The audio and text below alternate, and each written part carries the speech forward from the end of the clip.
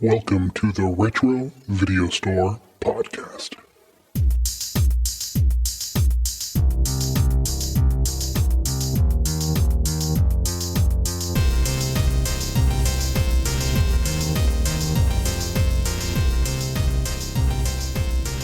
Welcome, everyone, to the Retro Video Store Podcast. I'm your host, Eric. Hi, Eric. And that's my co-host, Neil. I'm Neil. Neil's mimicking me in the camera. And who would have been here if I had been able to record yesterday, which I fucked it up. Sorry, dude. That's right. David has things to do. He's a busy man. So David is not with us for this episode, but he did give me his thoughts to share. He enjoyed this movie. He liked the 80s throwback gore.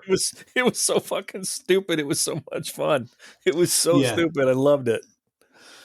Today we're doing Thanksgiving from 2023 since we're recording Thanksgiving week, and you know it's a fun holiday film to do, so we're doing Thanksgiving. It's pretty recent, but it is a nice fun throwback to 80s era slasher movies, and we'll be talking about that here in a minute, but let's do what we always do.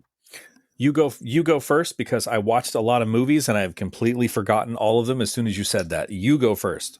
All right. Well, this is just this weird obsession I've got going on this past month. I've been watching a lot of Kiss videos, watching old Kiss concerts, and I'm reading the Kiss authorized autobiography or Kiss biography right now. And then I went to a really good records show on Saturday. They have it twice a year in Colorado Springs. It's the Colorado Springs Record Show.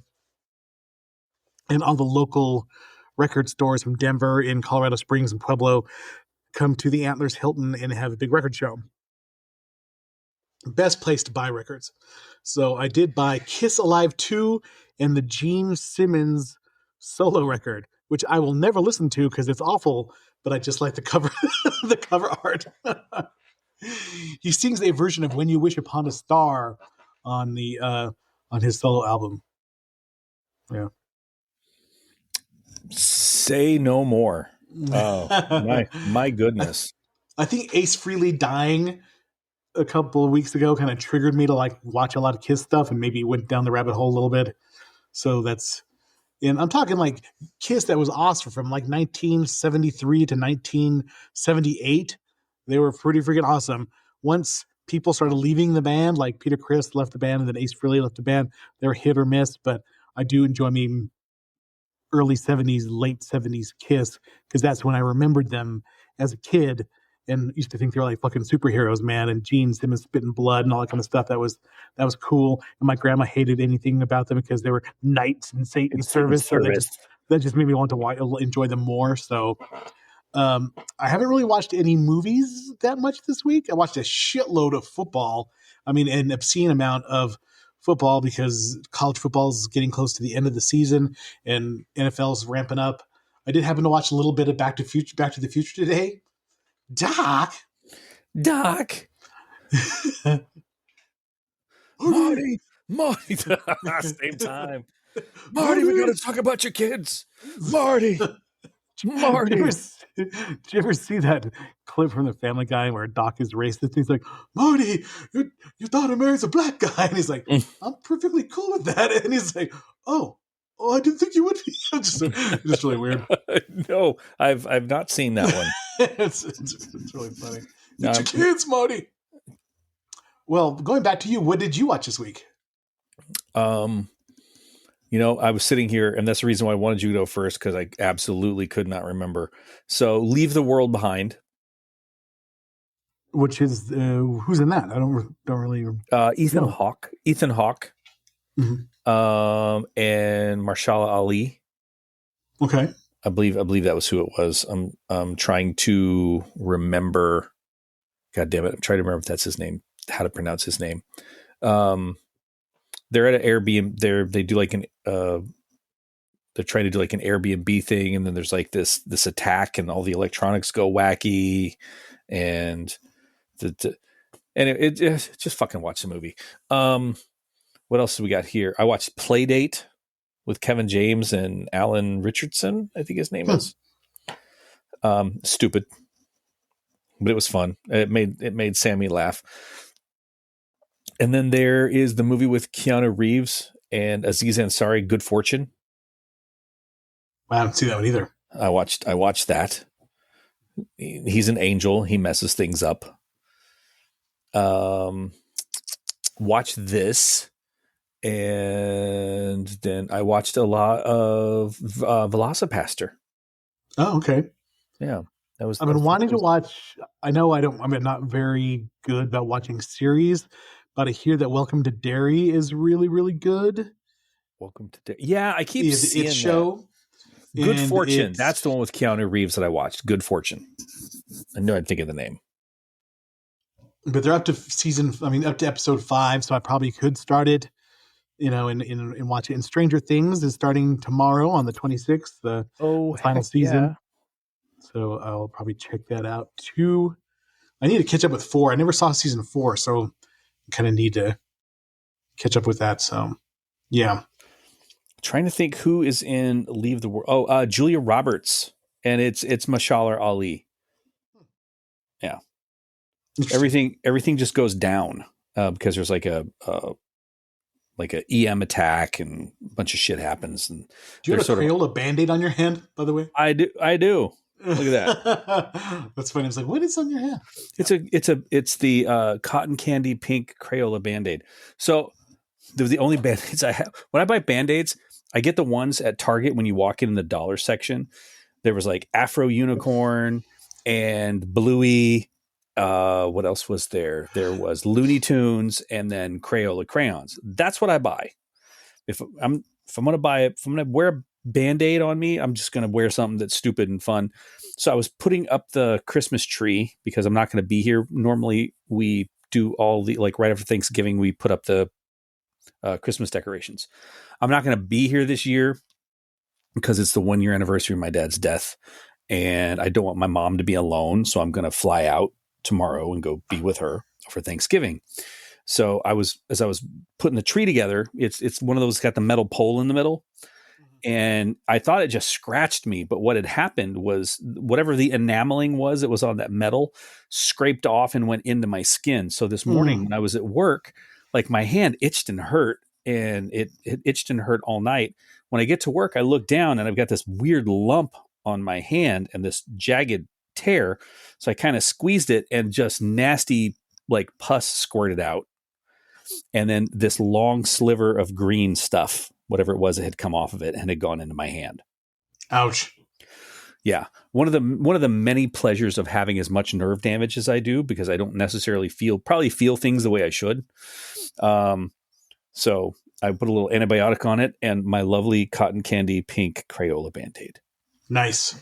You're just jealous. Honestly, it's jealousy. So before we jump into Thanksgiving, the movie, let's talk about Thanksgiving, the meal. Give me your top 5 favorite food items for Thanksgiving. Okay. Top 10 favorite food items for Thanksgiving. Number 1, fried turkey. Okay. Has to be fried. Any idiot that burns their house down is an idiot. It's if you take the precautions, you see how much liquid the turkey is going to displace. You're not going to burn shit down.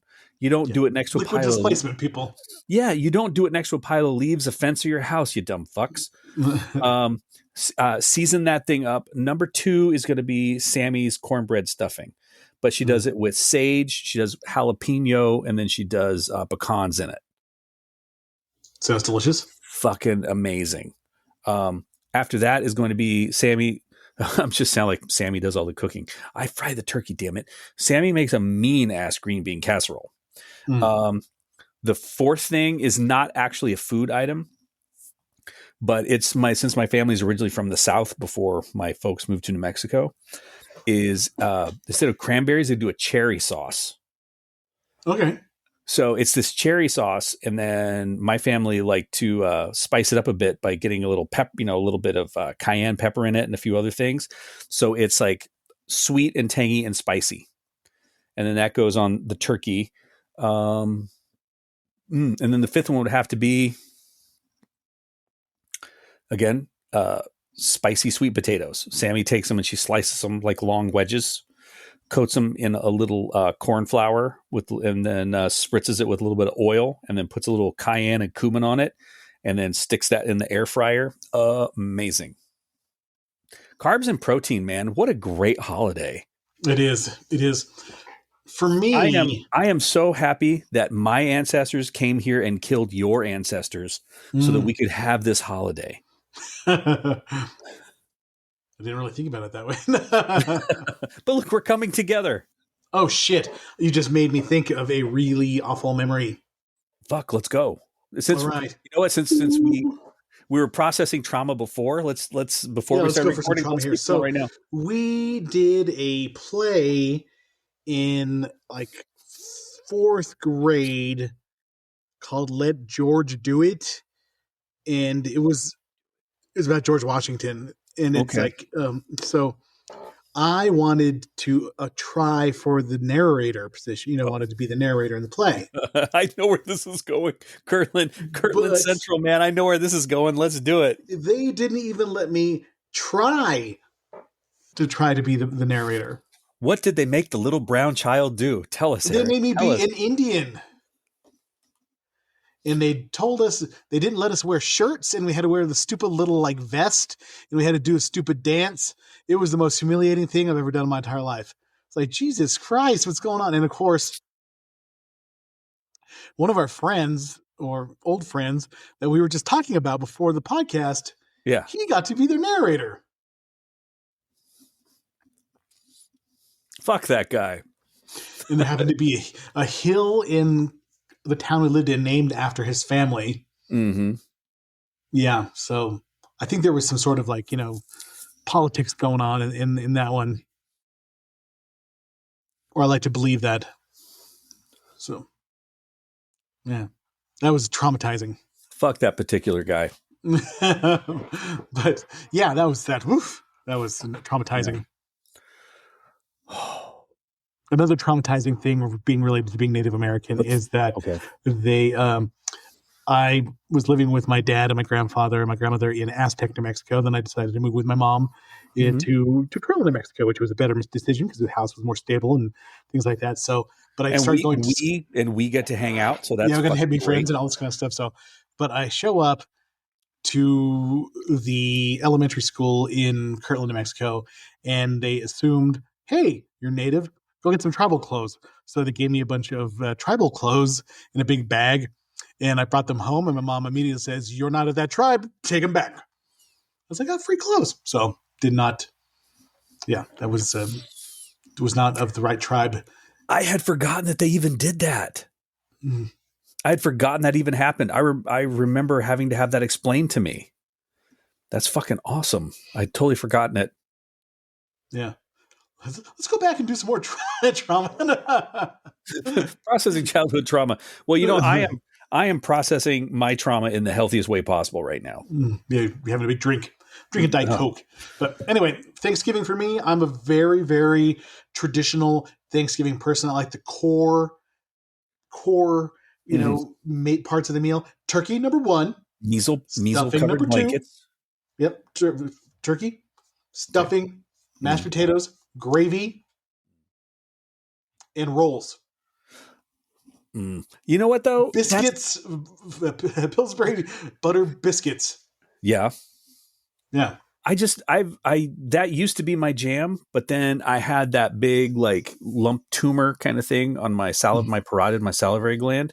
And then when they took that out, there are certain carbs that, especially like ones made with flour, so like rolls and things like that just, it's hard for me because I don't make enough saliva.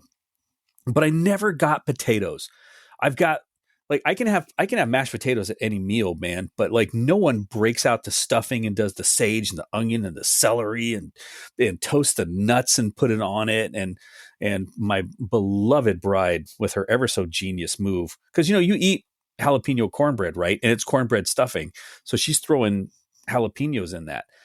That's like a once, maybe twice a year kind of jam for me. That's why, it's like if potatoes. You are Mexican, you make red chili put on the mashed potatoes instead of the. That is good. I can't chili get is the gravy. I can't get them into it. Did you do the one where you would basically make the roux and then put the brown gravy mix in and then add the red chili to it? I have not done that. That sounds good. Dude, you have to. But I can't get anybody else here at my family that really wants to try that. And then, of course, always is tamales. Yes. That's Christmas. Christmas is the Mexican enchiladas, pozole, tamales. I start making tamales now. Bizcochitos. Oh, bizcochitos, you bastard. Now I'm so hungry and I just ate. I actually start making, well, I won't be doing it this year. Like right after Thanksgiving, I start making tamales so that I can freeze them so that I will have a cubic ton of tamales when it comes time for Christmas. Breakfast tamales, lunch tamales, dinner tamales. I don't think that if any of our 4 listeners don't live in the United States, understand what a perfect food the tamale is. It's comforting, it's filling, it's portable, it's on the go. It's so delicious. Okay, favorite tamale filling. Boom. What is it? Oh, pork. Pork is red chili. Pork with red chili? Yeah. See, I'm gonna have to go. There is a lady here that made me a convert. She's in the Safeway parking lot. She does a bean and cheese. It's really good. But dude, I'm all about the chicken and green chili tamales. That's too good too. Yeah, good. I think it just works great with the corn. I know you are a big red chili fan, but like with tamales, red chili if I'm going to have anything else. But man, chicken and green chili inside a tamale, money. Oh, right before we start the movie, one more experience this week that was traumatic is that there is a restaurant in Colorado Springs called Hacienda Colorado. And they used to be a good restaurant, but now they're trying to be highfalutin Mexican food where you can't get a burrito there, you can't get a chimichanga there, but it's all like artisanal tacos with the crema and pickled radishes and all this kind of stuff like that. And it was awful. And I got these this carnitas, and the carnitas was like marinated in like lime juice or something like that. But it was there was no green chili to be found, and it was served on top of like a a banana leaf. What? Yeah. So South American, not Mexican. Yeah, exactly. Well, I didn't want, Yucatan tamales. Yucatan. Although, Mexican, yeah. I'll take some Yucateca hot sauce if they have that, and that's on the table. The one thing I love about where I live is that 2 blocks that way, he gestures over his shoulder. 2 blocks that way, I've got 3 taquerias. On my corner, I've got a dude who does cut fruit. And then when he leaves, a lady comes and sets up a placa and she cooks right there on the corner. And I've got another block that direction. He points this way. I've got another taqueria. And then a few blocks this way, I got a pupuseria. If you want some El Salvadorian. And right next to those, I've got pho and I've got Ethiopian. This is the one. There's a lot not to like about California. But this is the one thing I love about it, man, is there's just so many cultures and such great food here. Everything's super expensive, but there's a lot going on. All right. So we're going to swerve into the movie, but I wanted to ask you something sort of related to the movie. Did you ever work a retail job on Black Friday? Yes, I did. When I first left Kirtland Central High School, when I moved down to Texas to go to school, I worked at a Kmart. Ooh. Yes. So Kmart very similar to what was going on in the movie here. Yes. Kmart number 7218 in Lubbock, Texas. I was employee number 708. Can you feel the trauma in that? That was back in the day when someone stole something, they'd let us chase them out of the store and beat the shit out of them, which they don't do anymore. We even chased a guy up onto the freeway and he got nailed by a car. No, I would say we, like the team. That wasn't me. I just remember the manager's like, "Oh well, got what he got. Anybody call the police?" He's going to need a ramp next time he comes to the store. Yeah, but do you remember anything specific about Kmart? The blue light special. Attention, Kmart shoppers! If you'll look up and around, you see that flashing blue light in our sporting goods department. Where right now, all fishing lures are 30% off for the next 30 minutes only. If you find our associate Martin, he'll be happy to mark those prices down for you. And once again, and always, thank you for shopping at Kmart. Yes, not like I ever had to say that over the Cheers. Yeah. Not like I've ever had to say that before in my life. Dude, we had like a blue light cart that you would do and that would flash, and that would be the blue light special. So on Black Friday, we would bring in extra blue light carts, and we were given specific instructions, and we were given walkie-talkies when we were to wheel those out and to do the blue light specials. You would get knocked over. People would rush you and sometimes take, remember the little price guns that you had to like cha-chink, cha-chink, cha-chink to put little stickers on stuff before point of sale. Yeah. So this was before point of sale. You would have people knock you over and sometimes take the gun and just start marking stuff. It was insane. How about you? Well, I worked at Hastings Books, Music, and Video for a couple of Christmases, and also Dillard's during Christmas. I forgot about the Dillards during Christmas. Yeah. Dillard's during Christmas was insane. And they told me, hey, Eric, would you like to go help wrap presents in the customer service area? And I said, I'm terrible at wrapping presents. And they said, no, you should go do it.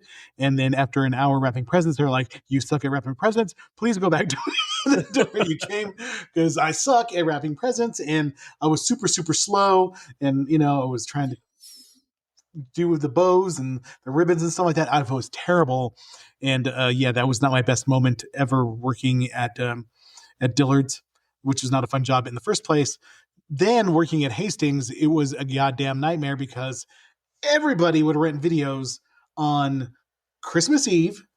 It would be closed Christmas Day. And then if Christmas ended on a Sunday, or Christmas weekend ended on a Sunday, everybody would bring back all the tapes. And we're talking thousands and thousands of videotapes, and we had to put them all away before we could leave. And I've never, that was like the closest I came to like crying at a job. A job was just getting another cart full of videos to put away against another one and another one. And I still have dreams sometimes of working at Hastings, putting away videotapes. Yeah, it was that fucked you up for life. They had one of those big, like it was a big steel, like video deposit, I remember it. Yeah. It was parked out front by the curb, and you could just drive up and put your videotape in the bin. And there was a steel like cage that rolled in and out that collected all the tapes.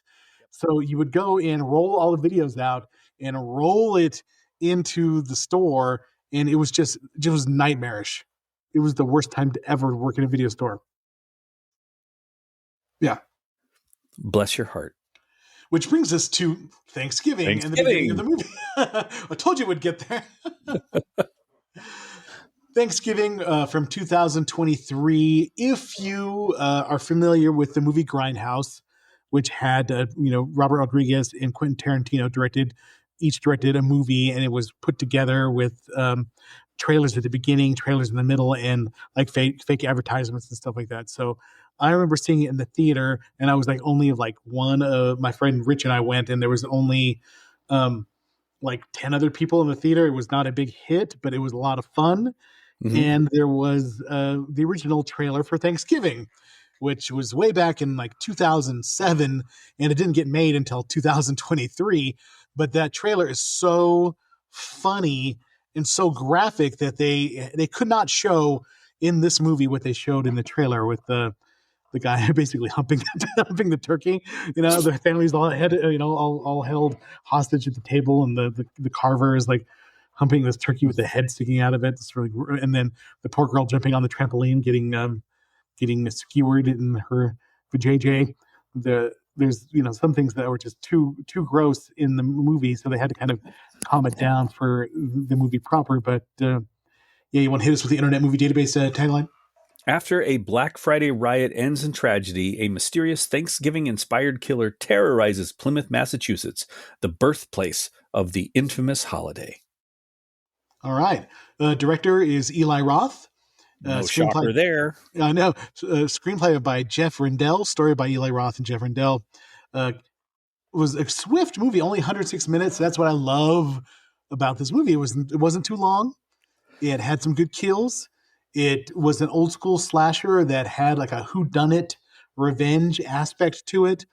Very traditional, like Prom Night and Terror Train and like I Know What You Did Last Summer. There's some of the other horror movies. There's a reason why there's a killer, and you kind of have to figure out who it is. But if you watch the beginning after watching it once, you watch it again, you're like, oh, okay, pretty obvious who the killer. Blazingly obvious who the killer is. Yeah. Mm-hmm. Budget $15 million, made $46 million worldwide. So it was a huge success, but they're going to do a sequel. And I thought they were supposed to be in production this year, but haven't heard anything else about it. We went to go see this in the theater just because I was so jazzed to see this movie, and it did not disappoint. Let's talk a little bit about Eli Roth. He is one of those hit or miss movie directors. There's some stuff that I like about so that he's made, and some stuff that I'm not too hugely into. I do love the original Cabin Fever. It is stupid and dumb, and it's extremely juvenile, but I find it entertaining. Kind of why this movie hits too. Yeah, exactly. First Hostel was pretty good. I didn't ever see the Hostel Part 2. I only saw a little bit of it. I didn't see it too much. He did the trailer for Thanksgiving. The Man with the Iron Fist he wrote.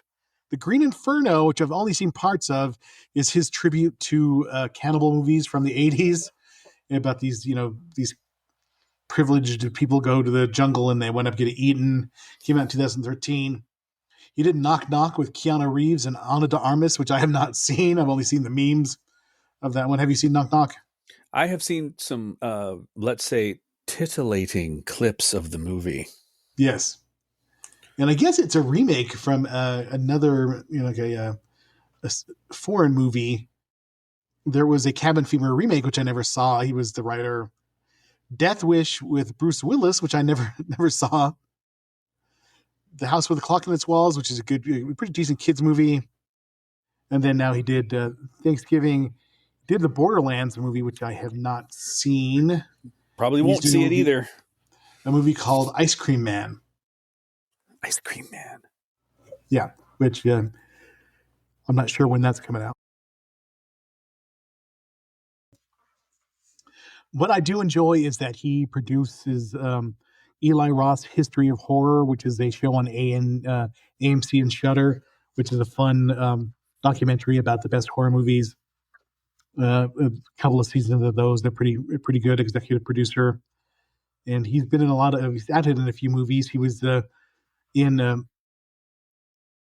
was the Bear Jew in Inglourious Bastards, Donnie.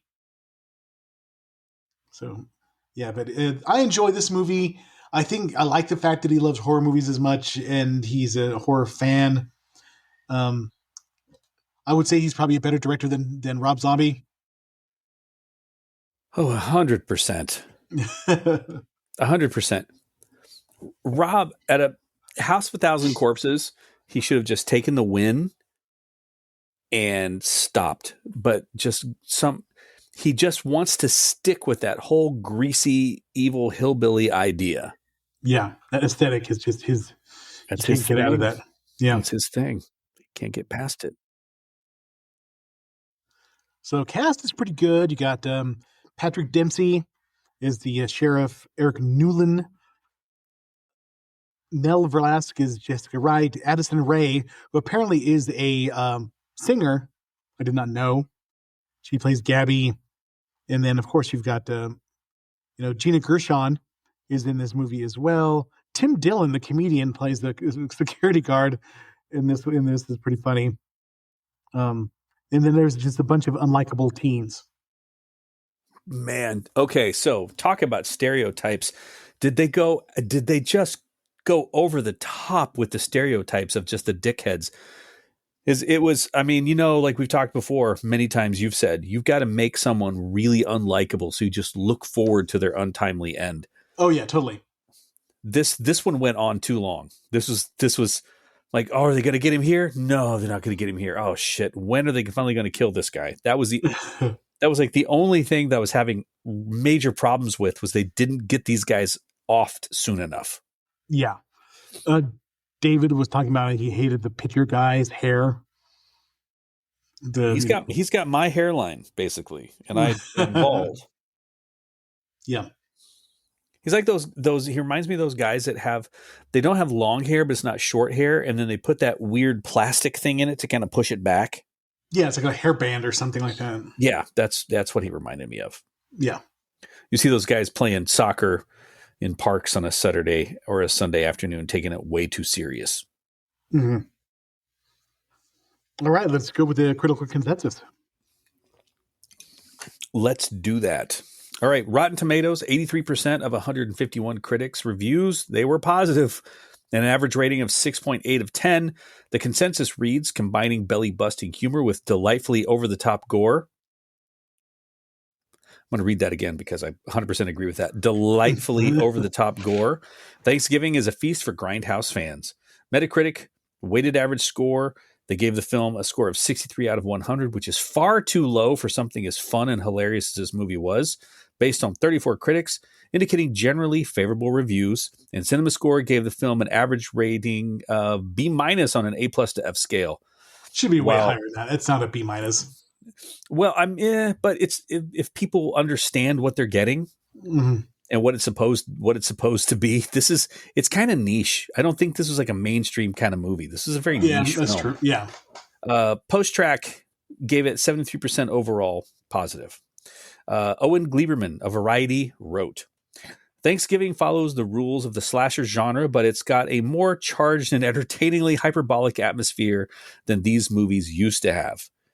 Frank Scheck ended his positive review saying, there are times you can feel Thanksgiving straining too mightily for a cult status it's not likely to achieve, but it seems a safe bet the film will be trotted out like a turkey on cable channels and streaming services for many Thanksgiving to come. As well it should be. The San Francisco Chronicle's G. Allen Johnson gave the film a score of 1 out of 4 and wrote, although I am a high and mighty prick that lives and writes in San Francisco, Thanksgiving could have been a great horror movie if I had lightened up and taken my thumb out of my ass while I watched this film and not thought so highly of myself.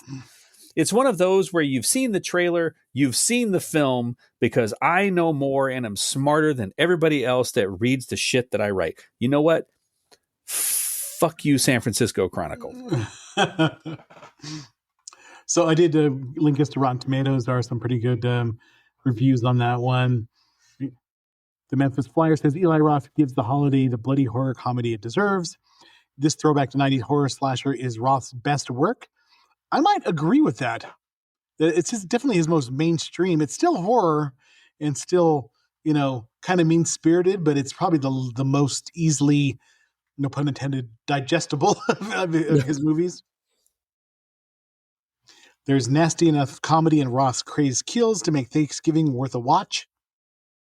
And yeah, there's quite a few. GQ said it all concludes with a denouement that implies that Roth isn't done with the holiday forever. And hey, if a sequel comes along, I'd be down for seconds. All right. I just love the end of one of these. Says full review in Spanish. So I do. I'm glad it got some good reviews, and I do hope there's a sequel. I feel like there's more fun to be had with the movie. I think when we talk about the plot, I really think that the set piece at the beginning, the inciting incident, is fun and it's true to life. We've all seen the videos of people like storming into stores to get stuff. I was annoyed at the film while all this was going on. And I just wasn't, it didn't hit with me right then. I'm just sitting like God damn, this guy's overacting. This is just way over the top. And then when the door cracks open and the guy pushes through and it cuts his throat, and I'm like, oh fuck, here's where we're going. I'm in for the ride now. Everything is literally leaned into the glass. Oh, it was it. It's great. Yeah, everything is amped up. Nobody acts like usually a normal person would. Everybody's super hateful, kind of assholes. So everybody. So you want to see them die. That's really the purpose of the movie and the whole spectacle. Can I tell you a little secret in movies? They don't necessarily have to be assholes for me to want to see them die. Yeah, me neither. But I think it helps. It helps. Yes, it makes it a little bit more. Yeah. But it's right Mart. It's a Black Friday. our key teen characters get into the store before everybody else, and it pisses off the entire group of people outside. And they only hired 2 security guards for the entire thing, and one runs away. Tim Dillon's character runs away, and the other guy gets trampled underneath all the people storming in through the store to death. Yes, trampled to death. Okay, this as I don't know. Is it fucked up that I laughed when all this was going on? As all this is happening, and I'm enjoying a good chuckle. When they rammed the carts and Gina Gershon is there, and somewhere in the back of my head went, "Oh man, it's going to be so sick if like her hair gets tangled up in that wheel and they try to take off and they drag her with and like are shaking the cart like get off." And then it tore off a piece of the scalp. I'm like, oh, that was even better than what I'd imagined. Even exactly. They must have plotted it out pretty well, because that's exactly what you wanted to see: somebody's scalp get pulled off by the cart, and she dies. As the guy is clutching his waffle iron and dying, and then in the back of your head, someone needs to just fucking take that waffle iron from him, just some piece of shit. And then they do. It was everything I needed that scene to be. And Bobby, our aspiring baseball pitcher, wants to go help the guy getting trampled, and he gets his arm trampled on, all bent up. What the hell kind of weak bone structure do you have? They need more milk. He needs some milk. But it was just also rapid fire, just ba-bam, ba-bam, ba-bam, ba-bam. And I don't know, does that accent help make somebody more of an asshole? Here's your waffle iron, you fucking asshole. Oh. I think it kind of perpetuates the mass hole stereotype. Yeah, it was just great. God, that scene. Like I said, I was not buying it, and then as soon as that happened, I went, "Oh yes, all right, now I get what we're in for." Like I'm ready. Gershon brings the leftovers or a meal to her husband who's working at the store, and of course they fall over and some guy slips in the mashed potatoes and falls down. That's down. Fucking hilarious. Yeah, it was the set piece is really, really good. And I would have been more offended for that guy. Okay, yeah, there's chaos and people are dying, but look at the little ass thing of leftovers she brought him. It's Thanksgiving. Yeah. There should have been 2 of those. Yeah, there should be a big. I mean, when I bring leftovers from Thanksgiving, it's a big old thing of turkey. And speaking of turkey, isn't the best part of having leftover turkey is just walking past the refrigerator, opening up the leftovers, grabbing yourself a little piece of turkey, piece of it, just eating and it, closing the door, just leaving that little greasy fingerprint. Oh yeah, exactly. Maybe getting enough, puddling a little salt on it. Bam! That's just dude. I fry it. There's no skin left on that thing. That skin's delicious. It's coming straight off. I feel like Cartman. Chicken skin. I just want to eat the turkey skin. Yes. God, I love Thanksgiving leftovers. It's just the best. So good. So what I have really, we could be talking about this movie, but we're so amped about food, is taking, and I saw this, I saw it online, speaking of waffle irons, taking a waffle iron, taking the leftover stuffing, spraying down that waffle iron with a little butter, and putting the stuffing in and making I saw waffles. That. Yes. Okay, so make 2 of those, crisp those up, and then put the turkey in between that with a little lettuce and mayo to make a sandwich. So you have a stuffing, the stuffing bread that's crispy with the turkey on the inside. Dude, it's a win. Do we have the same fat person's algorithm on Instagram? Yes, we must. We must have the same.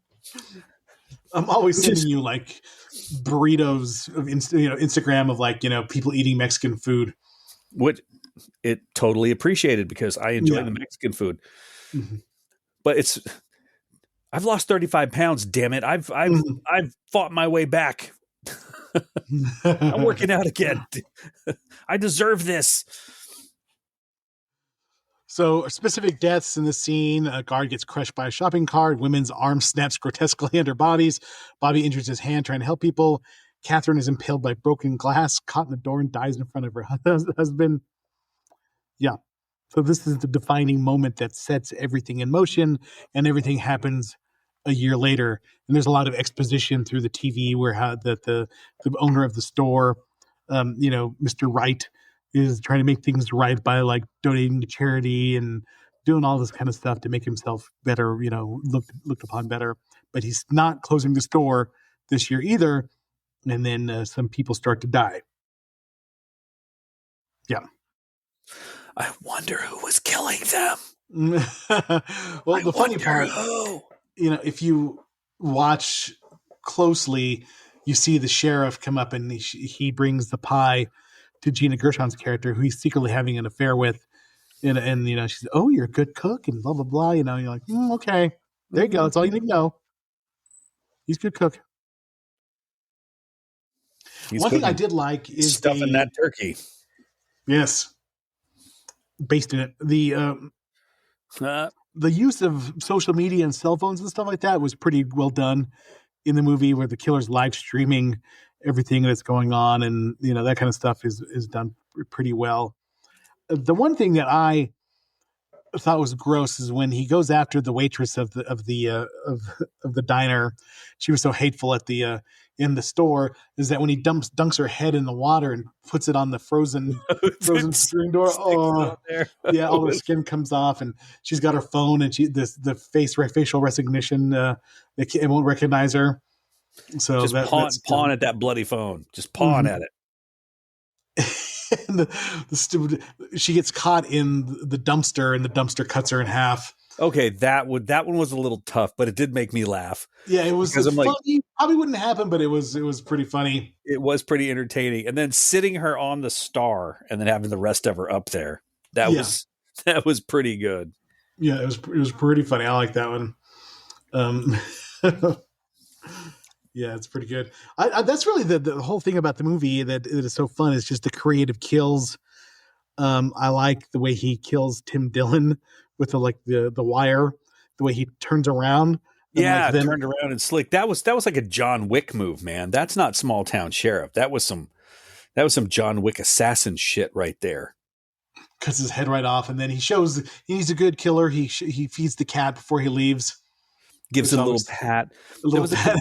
The comedic bit right there. You're like, uh-oh, what's going to happen with the cat? Oh, here you go, poor cutie. Let me just put that in for you.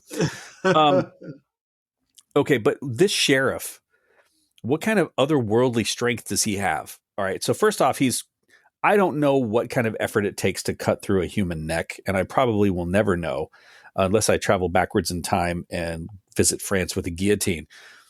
But when the kid is, I'm going to skip a couple deaths here. When the kid is watching the girl bounce up and down on the trampoline, and he just takes the guy's head and just completely around. So I watch a lot of true crime, and there's this one episode I distinctly remember where these two kids are in the Air Force, not the Air Force Academy, like West Point or the Naval Academy or something like that. They're a guy and a girl. They're in love with each other, but she wants to kill his ex-girlfriend, and they think they can kill her by twisting her neck around like they see in the movies, and they find out that they can't. And they have to bludgeon her to death or something like that. Yeah. And then I was watching some other. You can't do the Jean-Claude Van Damme thing. You just grab it and you make it crazy. Yeah. You make the crazy face. Twist him around. There.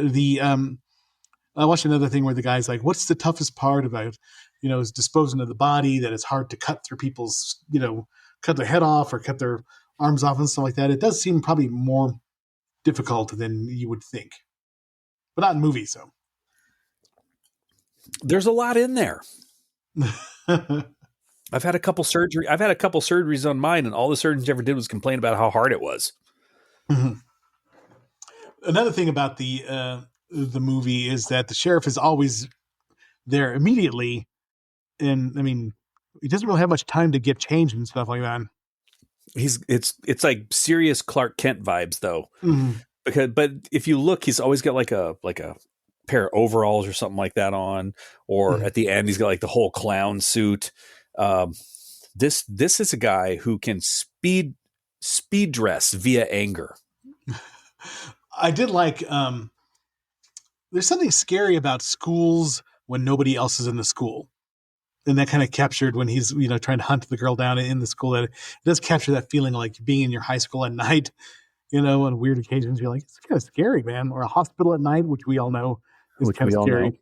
Yeah, is scary as well. I It did doesn't love. it doesn't translate well to California out here because like my son's high school is completely open. Mhm. It's in like giant pods. He saw a part of this and he goes, "Where are they at?" I'm like, "They're at a school." He goes, "But there's like a swimming pool and there's like a hair thing and it's all inside." I'm like, "Well, this is a place that has bad weather, dude. It's not like here where it's pretty much fantastic all the time." It's not Where the to be. lockers are outside and everything's. Oh, there's no Yeah. lockers outside. They don't have lockers. Like Oh. period. Yeah. Well, I mean, they're open, so anybody could go take shit out of them. So there's no like open lockers at the school. There's literally not even a fence around the place. Interesting. Trippy. I do like the scene at the parade where the boat moves forward and the grandpa's Yep. in the driver's seat. That's just the way that goes through his head and the amount of blood and stuff like that. That's Was it they were perfect. screaming like wake up," or something like that? And then just to take it over the top, and the part that almost made me choke was like everything squirting straight forward, and then one stray little spray goes over, and just nails both his granddaughters. That was so fun. Yes, pretty awesome. The gross, the Pam panics, and during the parade and stuff, and then he gets the victims at the table. That head smashing scene with the meat tenderizer hammer, that was gross. It was gross, but at the same time, you were cheering him on just a little bit. Like that kid was exactly. a fuckhead. Yeah, everybody was Just dickheads. a couple more smashes, bro. I don't think you've got him yet. Now, oh, you got him. Good. There you go. Well done. If you're going to do it, do a job well. If you must. Well, we have to go back where the Russian girl gets the corn cob holders in the ear. So that wasn't that just a touch disturbing before to show her like overly like run that Q-tip in her ear. I'm like, where the fuck are we going with this? Because my son has been watching some Quentin Tarantino movies, and he just comes out of his room. He gets home from school, does his homework, comes out of his room. He goes, "Quentin Tarantino's a really weird dude, Dad. I mean, he just wrote a scene into a movie where he sucks on Salma Hayek's toes. And have you seen Kill Bill? This guy just loves feet, Dad." And I'm like, all right, cool. Yeah, he does. He does. So as soon as you see the Q-tip go in there, I'm like, they paid way too much attention to it. I'm like, is this like an Eli Roth kind of thing? And then the little corn cob things went in. Okay, I get it. I think that anybody who's ever had the corn cob holders with the little prongs, you always wonder, well, where can I poke somebody with this? So I think that's just really plugging, no pun intended, plugging into your basic instincts of what to do with those corn cob holders. Like you want to, we were animals. We just grabbed them with our hands. I don't know what kind of posh bullshit you grew up with, but we just got in there with our fingers. What movie? And I bet you you'll be able to pull it for me. Is where the dad is sitting at the table and he butters this piece of bread, like puts tons of butter on it. Then he takes the corn and then he puts the butter. Oh, son of a bitch. Oh my God. I can see the scene in my head now that you've said that, but I can't. Oh, I can't remember it either. It's like some famous like teen 80s movie or something like that.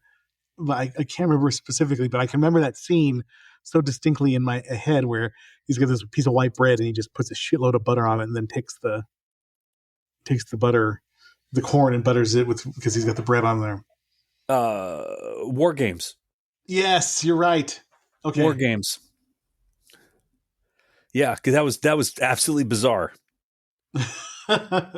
I'm pretty sure it's War Games. Let me wait. Hold on. Let me look. It's War Games. That's funny. Okay. Yeah, no, I can see that in my head. I remember watching it. All right. Good. And then wondering because they did shit like when he unscrewed the phone and used the little tab from the Coke can to like do the phone. Like, ooh, would that really work? Could I do that? And you find out that doesn't really work. Which is like Hannibal Lecter in Manhunter using the metal from the chewing gum wrapper to dial somebody, and he pops off the top on the phone. We're digressing. I do like when the Russian gangster's daughter gets on top of they're on the table saw and her guts are coming on, stuff like that. There's some nice gore in this movie for if you like gore and practical gore. Yes, practical gore. Kudos to that. This just reminded me of watching those over the top, fucked up, stupid kid like 80s movies when we were kids. I was going to say kids movies, not a kids movie, but we're products of the 80s and we were feral children. But it was so fun. And how fucked up are we that when Grandpa took that pipe through the head that we laughed? But I think that's what Eli Roth does well is that it takes things that you probably shouldn't laugh at, but you wind up laughing at it because it's so over the top.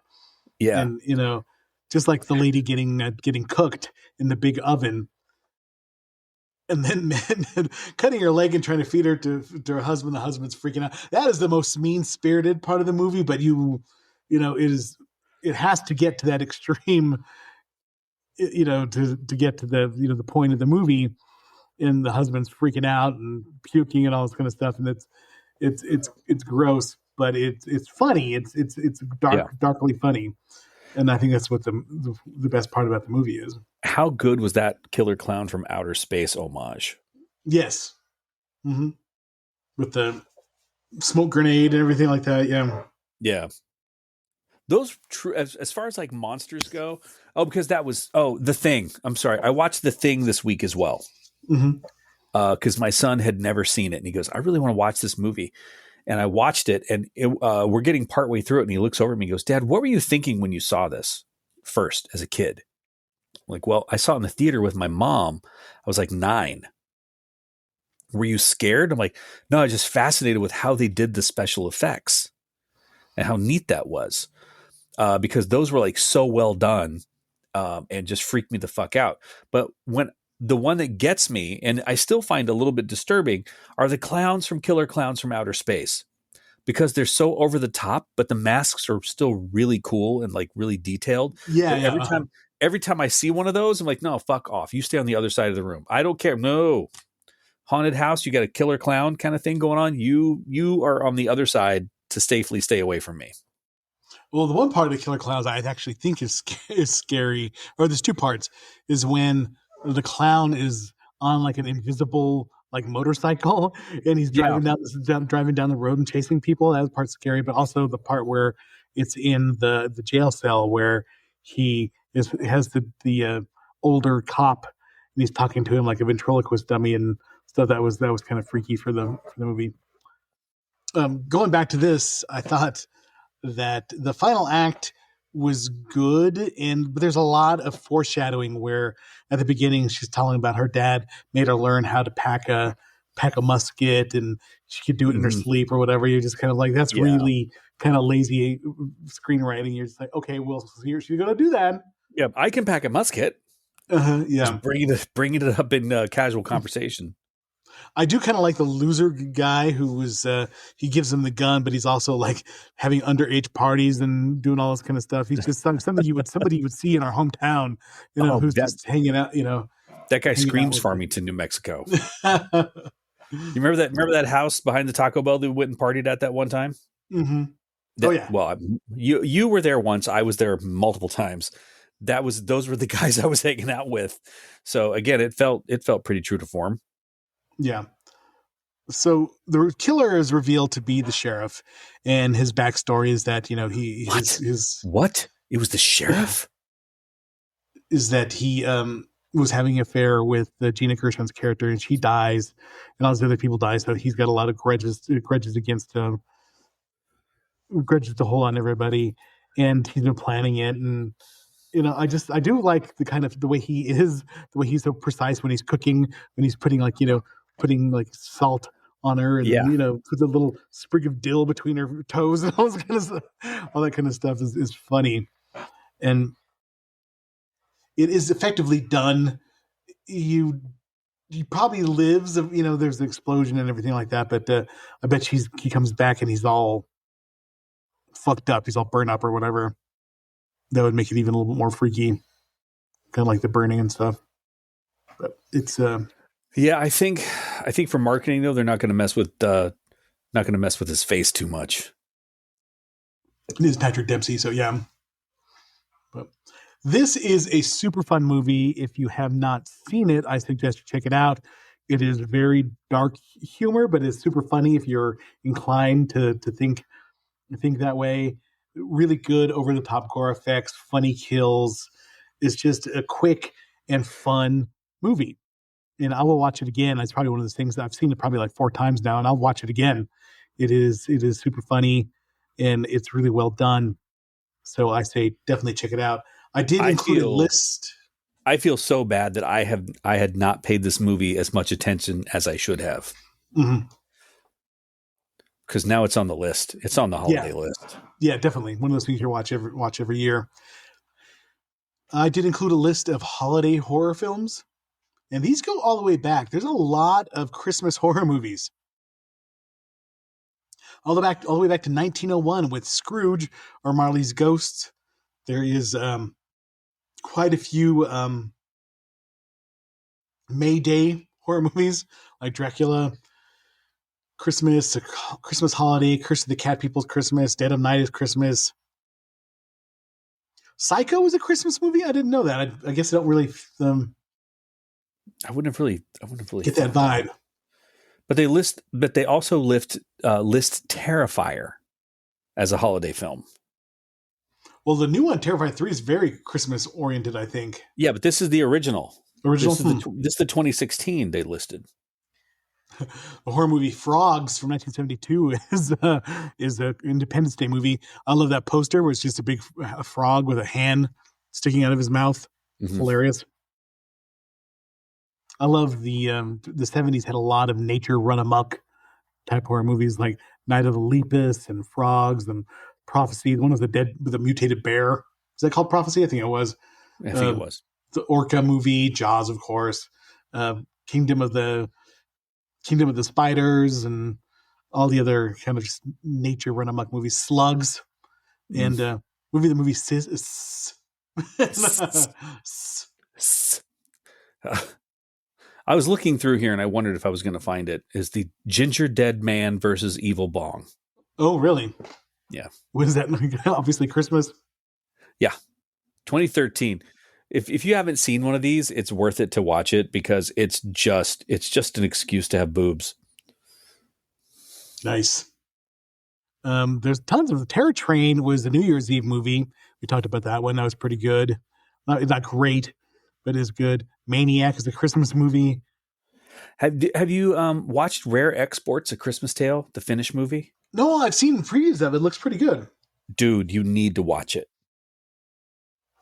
I have to check it out. Yeah, I've seen some previews of it. Put it on your list. Like, make a note. You need to see this movie. Okay. There's tons of Christmas movies, man. There's so many. Gremlins, Silent Night, Deadly Night, Night of the Comet, Soul Survivor. Return of the Living Dead gets to be an Independence Day movie, which is good because it's set on July 4th. Silver Bullet is also an Independence Day movie. I don't remember that. Some April Fool's movie, including April Fools. April Fools on April Fools? I am shocked, sir. Dead of Winter, The Lady in White, Maniac Cop, St. Patrick's Day. That's a rare St. Patrick's Day movie. Nightmare Beach, Faceless, lots of Halloween movies, obviously. Ghostbusters 2's Christmas and New Year's Eve.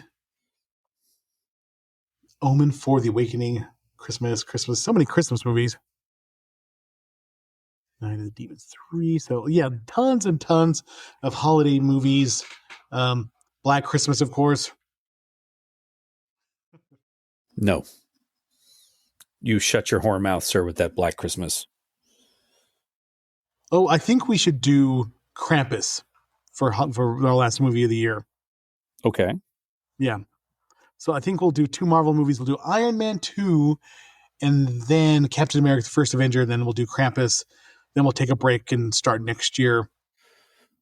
Give ourselves a little break for the holiday holidays. break. Because we have done 40 something episodes already, which is quite a bit. You know what's worse is sometimes during the week I'm like, oh shit, I haven't watched the movie. I need to watch the movie. I need to get home. I need to be there so we can record this.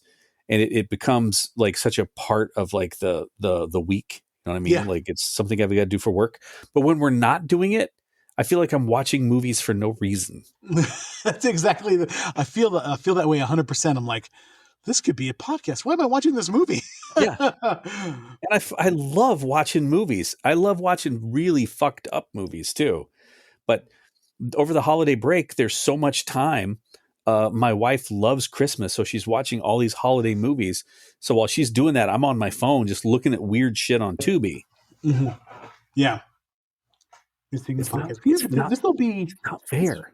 This is 5 years that we've done the podcast. Yeah. Wow. We've got almost a listener for each year. You know, I think that's what we should do. Maybe if we could get one more, like a 5th listener, that would be even better. That'll be nice. Yeah. Hey, one of you talk to your friends. Put in a little effort. Knees to chest. Show some effort. Let's get one more listener, please. Definitely. We got the dude in Scotland. Was it evolutionary biologist? That's what he did. We got an evolutionary biologist. We got the one dude who sends in stuff. We have one of your friends. That's 3. Mm-hmm. We've got a 4th who never fucking talks to us. Thanks for that. And there's one more, and we're good to go. We're money. Yeah, definitely. But don't make me do my Stephen Hawking. Actually, one of my coworkers listened to it, and they're like, that impression of Stephen Hawking was kind of funny, but also very sad. And I think that just wasn't really respectful. It's like you don't know me. We've worked together 28 years, and you just figured this out. One of the problems, like we get these new trainees at work, and our training coordinator's like, here's Eric. He's going to teach the class for a little bit and he's going to teach you about certain things. And then Eric, what do you do that's different? That is kind of fun. You have a podcast. I'm like, I don't want you guys to listen to my podcast. Please don't. You don't need to know how I am for real. You see professional Eric during the week. You don't want to see how I really am. We've seen behind the curtain. Yes. Oh God. That's what I wanted to talk to you about. Okay. My new obsession, other than those music videos I've been sending you about the people that have no self-awareness, are the videos of Ariana Grande and the woman who stars in Wicked with her being so extra with each other, like being triggered and touching each other and just like pawing all over. Oh God, they're my new obsession. So my Instagram feed is now full of people with no self-awareness of their talent level singing. But now it's these videos, and they are fantastic. I saw this thing, and I should have sent it to you, and they're like showing lunch on the set of Wicked, and it's that scene in Hook where the kids are eating imaginary food, and they're just like stuffing nothing into their mouth.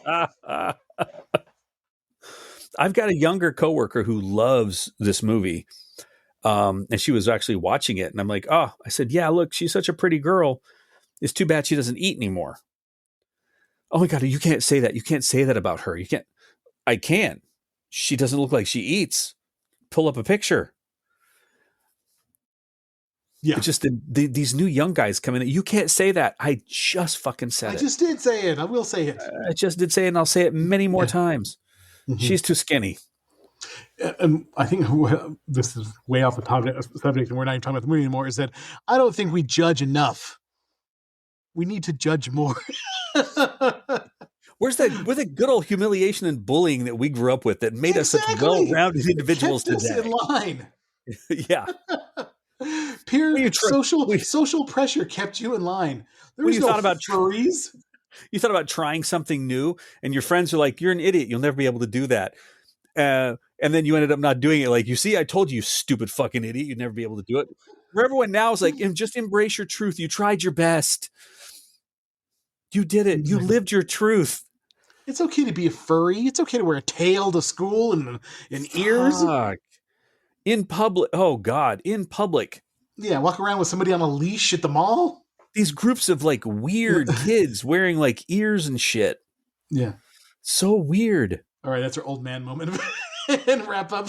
And so some of them have come onto my lawn. Get off of my Get off our lawn. Yeah. Yeah. Sometimes the herd takes care of it. You speak your truth, queen. Slay. All right, everybody. You want to join us old men next week for Iron Man 2.